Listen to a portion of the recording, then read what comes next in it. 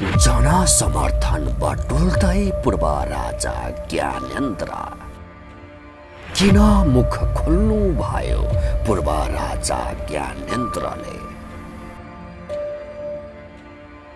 कसरी धराइसी बन्दैछ नेपाल, चुर्लुम्मा ऋणमा डुब्दै नेपाल।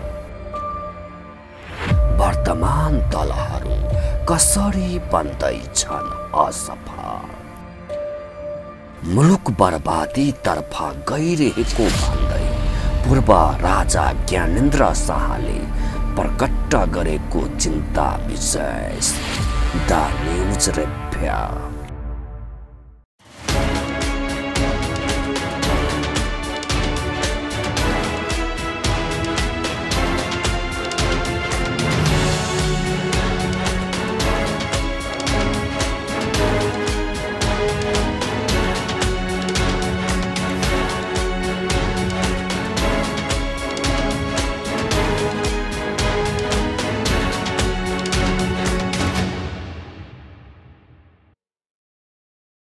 खास न्यूजको बहुकोणीय चिरफार गर्ने कार्यक्रम द न्यूज रिभ्यूको आजको अङ्कमा स्वागत छ। म रिचा दाहाल।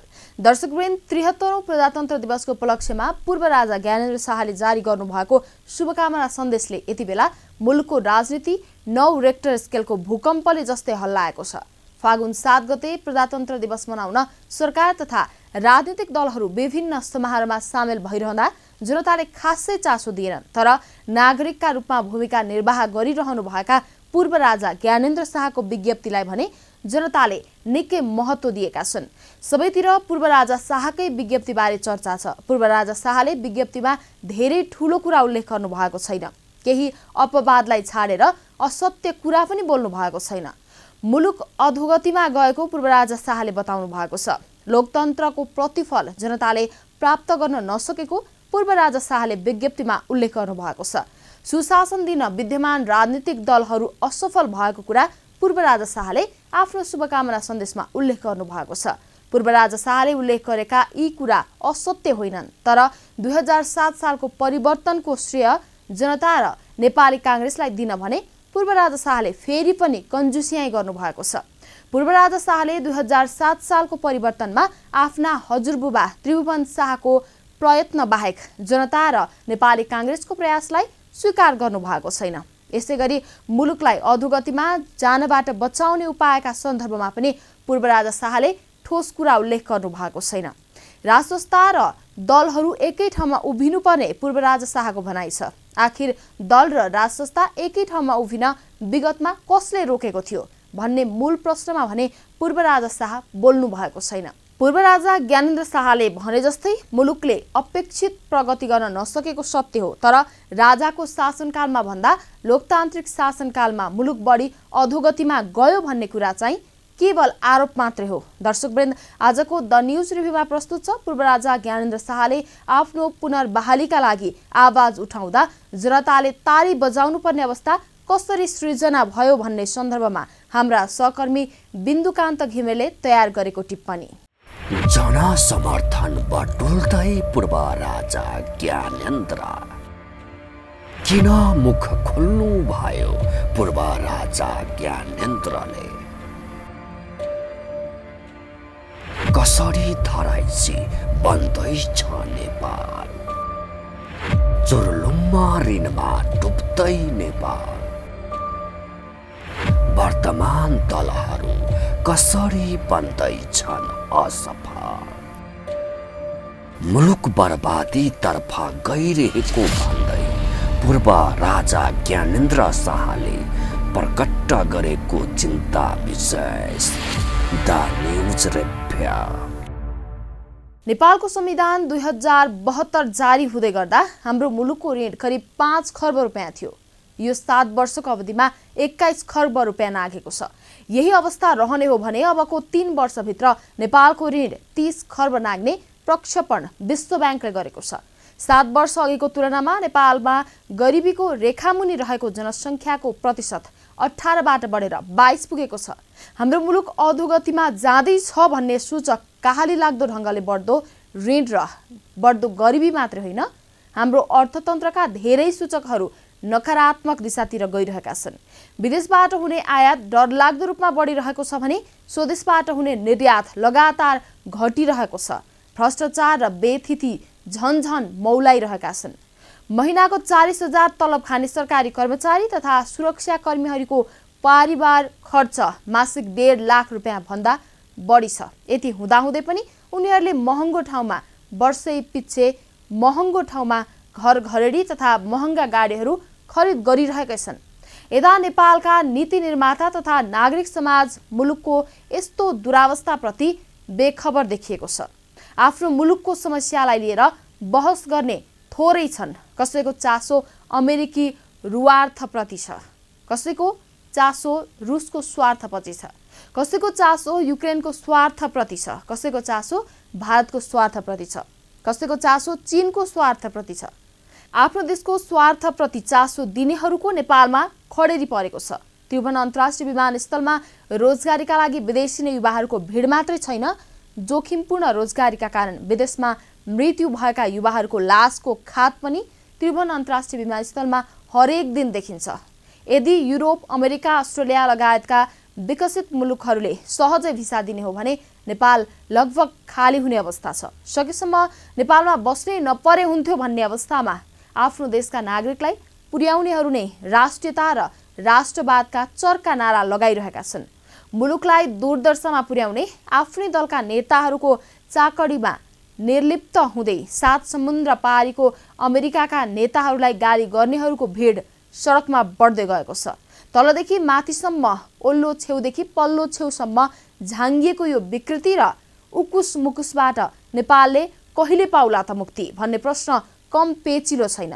तर यसको निकास कसरी भन्नेतर्फ कसैको ध्यान गएको छैन। राष्ट्रियताका सन्दर्भमा राजसंस्थाको भूमिकालाई नजरअन्दाज गर्न मिल्दैन। राजसंस्थाले आफ्नै स्वार्थका लागि भए पनि देश बचाएर राख्छ भन्ने कुरामा कुनै विवाद छैन। तर लोकतन्त्रका मामिलामा राजसंस्था इमान्दार बनेको घटना विश्वमा थोरै छन्। नेपालका सन्दर्भमा त राजसंस्थाद्वारा लोकतन्त्रमाथि पटक पटक बेइमानी र धोकाधडी भइरहेको छ।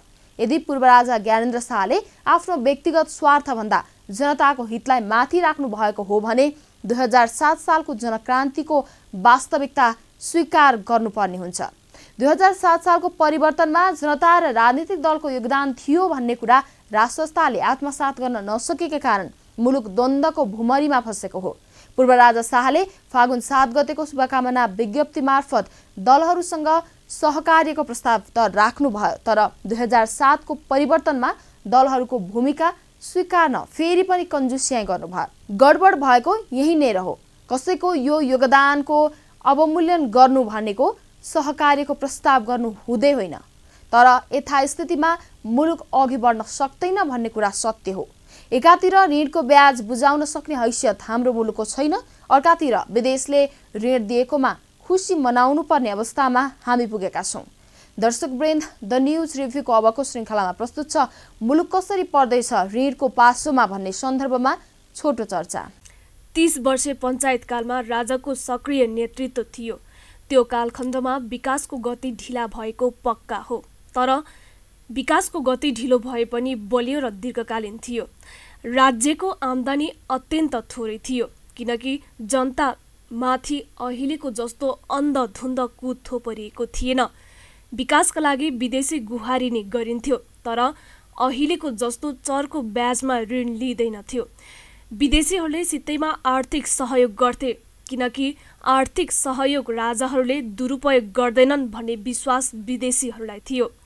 पञ्चायतकालमा मुलुक धेरै कुरामा आत्मनिर्भर थियो। जे कुरामा आत्मनिर्भर थिएन ती वस्तुहरूको उत्पादनका लागि धम्माधम पूर्वाधार तयार हुँदै थियो। तर त्यति बेला भने कुनै मुलुक तथा निकायले ऋण पाउँदा समेत खुसी हुनुपर्ने अवस्थामा हामी छौँ। चर्को ब्याजको विदेशी ऋण कस्तो क्षेत्रमा खर्च गर्न लिन लागेको हो भन्ने प्रश्नको उत्तरले धेरै अर्थ राख्छ। विगत 7 वर्षको अवधिमा मुलुकको ऋण 17 खर्ब रुपैयाँ थपिएको छ। यो रकम कहाँ कसरी खर्च भयो भन्ने प्रश्न ज्यादै महत्त्वपूर्ण हुन्छ। आखिर केका लागि लिएको हो यति धेरै ऋण? किन बढ्न सकेन मुलुकको आम्दानी? के कसरी बढिरहेको छ भ्रष्टाचार? जनता असन्तुष्ट बनेको यहीनिर हो। यो 7 वर्षको अवधिमा थपिएको 17 खर्ब रुपैयाँ ऋण र यो 7 वर्षको अवधिमा भएका विकास निर्माणका कामलाई तुलना गर्ने हो भने मुलुक भ्रष्टाचारका कारण बर्बादीको दिशातर्फ गइरहेको प्रश्न हुन्छ।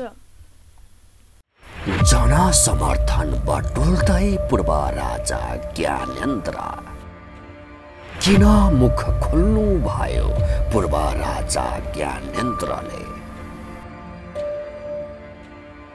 कसरी धराइसी बन्दैछ नेपाल, चुर्लुम्मा ऋणमा डुब्दै नेपाल।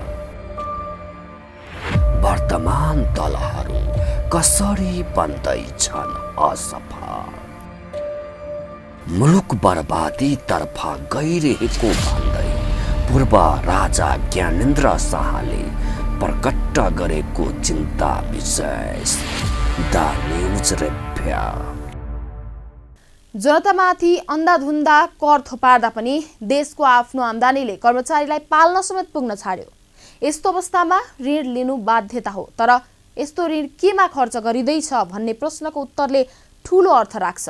उत्पादनमूलक अर्थात् पुँजी निर्माणको क्षेत्रमा खर्च गर्ने गरी ऋण लिएको हो र यस्तो ऋणको सदुपयोग गरिन्छ भने मुलुक गरिब हुँदैन। तर राज्य सञ्चालनको नियमित खर्चका लागि समेत ऋण लिन हाम्रो मुलुक बाध्य भइरहेको छ। नेपालको संविधान 2072 निर्माण पछिको 7 वर्षको अवस्थालाई हेर्ने हो भने हाम्रो मुलुकको ऋण काहाली लाग्दो ढङ्गले बढिरहेको छ। उदाहरणका लागि 2072 मा नेपालको सार्वजनिक ऋण जम्मा 5 खर्ब 45 अर्ब रुपियाँ थियो। अहिले 22 खर्ब रुपियाँ नाघिसकेको छ। आम्दानीका तुलनामा खर्च ज्यादै धेरै बढेपछि आधा दशकमै सरकारले देशभित्र र बाहिरबाट अत्याधिक ऋण लिएर खर्च गरिरहेको छ। 22 खर्ब रुपियाँ ऋणको ब्याजका लागि वार्षिक करिब 1.5 खर्ब रुपियाँ खर्च गर्नुपर्ने अवस्थामा नेपाल पुगेको विश्व ब्याङ्कले जनाएको छ। विश्व ब्याङ्कका अनुसार यही अवस्था विद्यमान रहे अबको 3 वर्षभित्र नेपालको ऋण 30 खर्ब रुपियाँ नाग्नेछ। हुन पनि हाम्रो मुलुकको आफ्नै वार्षिक आम्दानी करिब 10 खर्ब रुपियाँका हाराहारीमा छ, तर राज्य सञ्चालनका लागि मात्रै वार्षिक 11 खर्ब रुपियाँ खर्च हुन्छ। ऋणको ब्याज तिर्न मात्र होइन, राज्य सञ्चालनका लागि समेत थप ऋण लिनुपर्ने अवस्थामा मुलुक पुगिसकेको छ। अब विकास निर्माण केले गर्ने? विकास निर्माणका लागि बजेट खर्च गरिएन भने राज्यको आम्दानी घट्दै जान्छ, दीर्घकालमा धेरै ठूलो असर पर्छ। त्यसैले विकास निर्माणका लागि नेपालले दातृ राष्ट्र तथा निकायसँग हार गुहार गर्दै आएको छ। तर हामीले गरेको हार गुहारलाई विदेशीहरूले आफ्नो स्वार्थ सिद्धिको हतियार बनाएका छन्। ऋण दिने र लिने बीचको कमिसनको चक्कर पनि छँदैछ। पञ्चायतकालमा दातृ निकाय तथा राष्ट्रहरूले तिमीहरू गरिब छौ, लौ गरी खाओ भन्दै सित्तैमा आर्थिक सहयोग गर्दै आएका थिए। तर पछिल्ला वर्षहरूमा उनीहरूले सित्तैमा आर्थिक सहयोग दिन छाडेका छन्। विदेशीहरूले ऋण त दिन्छन्, त्यो ऋणको ब्याज पनि निकै चर्को छ। त्यति मात्र होइन, ऋणसँगै शर्त पनि थोपारिन्छन्। आखिर किन भइरहेको छ त यस्तो?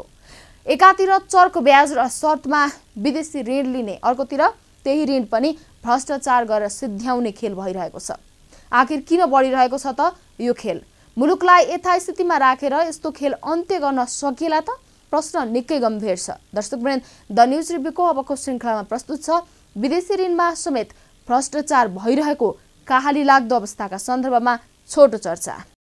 जसले ऋण दिएको हो उसैले विकास आयोजनाको बजेट एस्टिमेट गर्ने र ठेक्का समेत उसैले लिने डरलाग्दो अवस्था सिर्जना हुँदै गएको छ। उदाहरणका लागि छिमेकी भारतलाई तिर्नुपर्ने ऋण रकम करिब 25 अर्ब रुपैयाँ छ। छिमेकी चीनलाई तिर्नुपर्ने ऋण 34 अर्ब रुपैयाँ छ। मित्र राष्ट्र जापानलाई तिर्नुपर्ने ऋण 36 अर्ब रुपैयाँ छ। यी देशहरूमा निकै नै चर्को ब्याज तथा कडा शर्तमा ऋण लिएको हो। ती शर्तहरू हुन् परियोजनाको लागत एस्टिमेट पनि ऋणदाताले नै गर्ने, परियोजना निर्माणको ठेक्का पनि ऋणदाताले नै लिने र परियोजनाका लागि आवश्यक परामर्शदाताहरूको नियुक्ति तथा उनीहरूको सेवा सुविधा निर्धारण पनि ऋणदाताहरूले नै गर्ने शर्त छन्। यस्ता शर्तका कारण ऋणको ब्याज यथार्थमा वार्षिक 7% को हाराहारीमा पुग्ने गरेको छ। ऋण दिनका लागि त यस्ता शर्त तेर्साइएका छन् भने सितैमा दिने आर्थिक सहयोगमा अझै कस्ता शर्त तेर्साइन्छ होला? यो प्रश्नको उत्तर खोज्न अमेरिकासँग गरिएको एमसिसी सम्झौताका प्रावधानहरू नै काफी छन्। चीन, भारत तथा जापानसँग चर्को ब्याजमा ऋण लिन हुने तर अमेरिकाले सितैमा दिन खोज्दा किन लिन नहुने भन्ने तर्क पनि एमसिसीका पक्षधरहरू उठाइरहेका छन्। सरस्वती हेर्दा यी शर्तहरूलाई अन्यथा लिन मिल्दैन, तर मुलुकको सार्वभौमिकता नै बन्धक हुने गरी सहयोग लिनु आत्मघाती हो। आर्थिक रूपमा हामी खतरनाक अवस्थामा छौँ भने कुरा पुष्टि भइसकेको छ। आर्थिक रूपमा खतरामा परेकै कारण हाम्रो सार्वभौमिकता पनि खतरामा पर्न थालेको सङ्केत देखिसकेका छन्। हाम्रो संविधानभन्दा दाताहरूसँग गरिएका सम्झौतामा प्रावधानहरूमाथि हुने शर्तलाई समेत स्वीकार्न हामी बाध्य हुनु भनेको सामान्य सङ्कट होइन, हामीले हाम्रो सार्वभौमिकतालाई समेत गुमाउँदै गएको छौँ भन्ने सङ्केत हो। अझ खतरा त के छ भने विदेशीसँग लिएको ऋणमा समेत भ्रष्टाचार हुने गरेको छ। यो 6 वर्षको अवधिमा लिएको करिब 17 खर्ब रुपैयाँ ऋण के कसरी खर्च भयो भन्ने तथ्याङ्क हेर्ने हो भने ज्यादै कहाली लाग्दो अवस्था छ। ऋणको 80% अंश भ्रष्टाचारमै सकिने गरेको छ। एकातिर मुलुकको आमदानी तथा विदेशीसँग लिएको ऋणको धेरै हिस्सा भ्रष्टाचारमा सकिएको छ भने अर्कोतर्फ राजस्व चुहावटको अवस्था धेरै नै कहाली लाग्दो छ। वार्षिक करिब 3 खर्ब रुपैयाँ बराबरको भन्सार राजस्व चुहावट हुने गरेको अनुमान छ। नेपालमा चालु आर्थिक वर्षका 7 महिनामा 15 खर्ब रुपैयाँ भन्दा बढीको वस्तु आयात भएको देखिन्छ। करिब आधा जति वस्तुहरू भन्सारको रेकर्ड बिना आयात भएका छन्। वस्तु निर्यात नगण्य छ। जनसमर्थन बटुल्दै पूर्व राजा ज्ञानेन्द्र किन मुख खोल्नु भयो? पूर्व राजा ज्ञानेन्द्रले कसरी धराइसी बन्दैछ नेपाल, चुर्लुम्मा ऋणमा डुब्दै नेपाल, वर्तमान दलहरू कसरी बन्दैछन् असफल, मुलुक बर्बादी तर्फ गइरहेको भन्दै पूर्व राजा ज्ञानेन्द्र शाहले प्रकट गरेको चिन्ता विशेष द न्यूज रेडियो।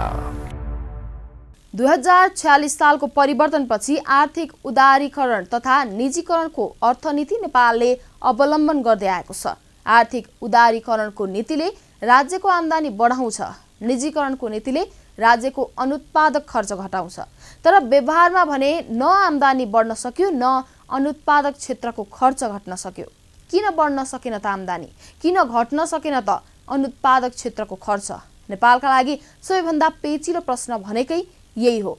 विगत 5 महिनादेखि चलिरहेको रुस र युक्रेन बीचको भीषण युद्धले विश्व युद्धको रूप लिने सङ्केत देखिसकेको छ। तर यो युद्धलाई हाम्रो मुलुकका दलहरूले राजनीतिक चस्माले हेर्दै नेपालमा अनेक खालका टिप्पणी भइरहेका छन्। राजनीतिक चस्मा पनि अनौठो छ। कसैले भनेका छन् अमेरिकी पोल्टामा जान खोज्दा जसरी रुसले युक्रेन खायो त्यसरी नै एमसिसी पास गरियो भने चीनले नेपाल खान्छ। कसैले भनेका छन् रुसका लागि युक्रेन जति महत्त्वपूर्ण हो भारतका लागि पनि नेपाल त्यत्तिकै महत्त्वपूर्ण भएका कारण नेपाललाई जोगाउनका लागि अमेरिका गुहार्नुपर्ने बेला आइसकेको छ।